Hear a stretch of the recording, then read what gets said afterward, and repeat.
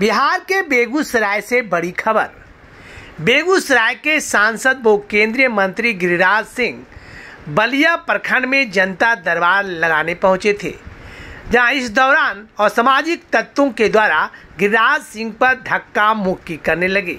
इस दौरान काफी देर तक अफरा तफरी का माहौल उत्पन्न हो गया। इस घटना के बाद वहां मौजूद सुरक्षाकर्मी उस भीड़ से केंद्रीय मंत्री गिरिराज सिंह को बाहर निकाला। इस घटना के बाद केंद्रीय मंत्री गिरिराज सिंह ने कहा, यह एक मुल्ला बनने और पहनने वाले मौलवी था जो जानबूझकर उन पर हमला किया है, जो कहीं से उचित नहीं है। मैं इसका विरोध करता हूं। जनता दरबार यानी सारे अधिकारी जनता के साथ जनता की समस्याओं को सुन करके चलने लगे, तो वो पहले तो जबरदस्ती माइक ले लिया, कुछ इधर उधर की बातें बोला। हम अपना बर्दाश्त करते हुए आगे निकल गए। फिर लगा कि अब मेरे ऊपर हमला करेगा, ऐसा व्यवहार किया, लगा कि और फिर मुर्दाबाद का नारा लगाने लगा। तो दुर्भाग्य ये है कि उसको दाढ़ी होने के कारण आज तेजस्वी यादव भी उसके तरफ से खड़े हो जाए, अखिलेश यादव भी उसके लिए वोट के लिए खड़े हो जाए।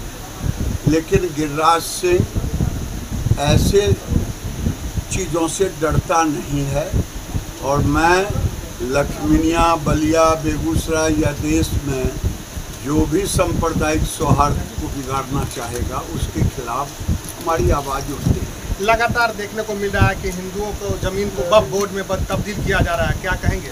ये पूरे देश के अंदर वक्फ बोर्ड एक ऐसा वक्फ बोर्ड है जो जमीन हड़पो आंदोलन, अभी आपने बख्तियारपुर के गोविंदपुर में, बलिया में, पकठौल में, बेगूसराय के पकठौल में, ये हर जगह ऐसे कर रहे हैं। इसीलिए ये कांग्रेस पार्टी अगर नहीं, उनको वक्फ बोर्ड का दर्जा संवैधानिक नहीं है, और वो जिस जमीन पे चाहता उस जमीन पे केस कर देता और लोगों को ये कह देता मेरे साथ मारपीट किए, कानूनी दर्जा लगाने की कोशिश। अभी मेरे सवेरे वो पकठौल पड़ता है तेघरा थाना में, पकठौल के लोगों को नोटिस दे दिया, ये हमारा घर है।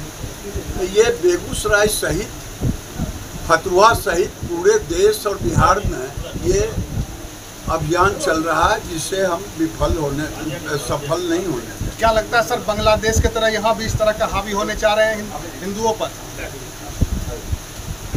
कोशिश तो ये करते ही रहते हैं, क्योंकि देश में जहाँ भी कभी सांप्रदायिक तनाव बिगड़ता है तो हिंदुओं की तरफ से नहीं, मुसलमानों की तरफ से। मैं कहता हूँ तथाकथित आज़ादी के बाद से एक भी तजिया पर कभी हिंदुओं ने पत्थर नहीं फेंका, लेकिन हिंदुओं के हनुमान जयंती, बलिया में दुर्गा मूर्ति के विसर्जन कार्यक्रम में बाधा डाला। इसी तरह से कभी रामनवमी में, चाहे नालंदा हो, गोपालगंज हो, पूरे देश में, बरेली हो, ये पूरे देश में ऐसे काम वो किया करते हैं। और राजनीतिक पार्टी के कुछ लोग जो वोट के सौदागर हैं और मुसलमानों की वोट के हकदार अपने को मानते हैं, चाहे राहुल गांधी हों, चाहे तेजस्वी यादव हों, चाहे अखिलेश यादव, ये उनके आगे खड़े होते हैं उनको बचाने के लिए। लेकिन अब समय आ गया है कि योगी जी ने सही कहा, अगर बटोगे तो कटोगे। अब हिंदुओं को भी अब एक होना पड़ेगा। केंद्रीय मंत्री माननीय गिरिराज सिंह जी पर एक युवक ने जो हमला किया है, हम उसकी घोर निंदा और भर्त्सना करते हैं। माननीय मंत्री गिरिराज सिंह जी अपने संसदीय क्षेत्र में आम जनता की समस्याओं का सुनवाई कर रहे थे और सुनवाई के क्रम में इस प्रकार की घटना होना यह दुखद है। हम इस तरह के कार्रवाई और इस तरह के घटना का हम निंदा करते हैं और इस तरह के मामले आगे न हो इसके लिए सुरक्षा कर्मियों को विशेष ध्यान रखने की आवश्यकता है, क्योंकि गिरिराज सिंह जी उस क्षेत्र के न सांसद हैं बल्कि भारत सरकार के एक महत्वपूर्ण पद और विभाग के मंत्री हैं। गिरिराज सिंह जैसे अन्य इस देश में भी माननीय मंत्रीगण हैं।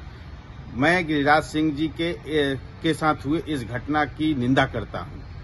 व्यक्ति को अरेस्ट किया गया है। आज दोपहर को मंत्री जी का प्रोग्राम था बलिया सब डिवीजन में, बलिया ब्लॉक में उनका प्रोग्राम था, जनसंवाद प्रोग्राम था।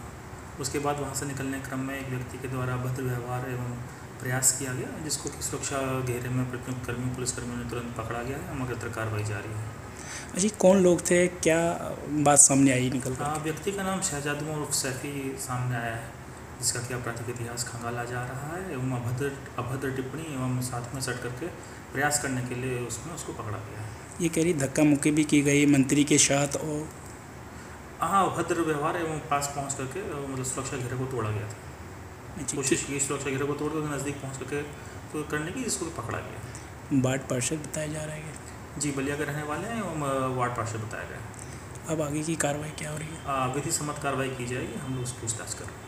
प्रथम दृष्टया में कुछ सामने आया बात? पूछताछ के बाद हम आपको बता पाएंगे।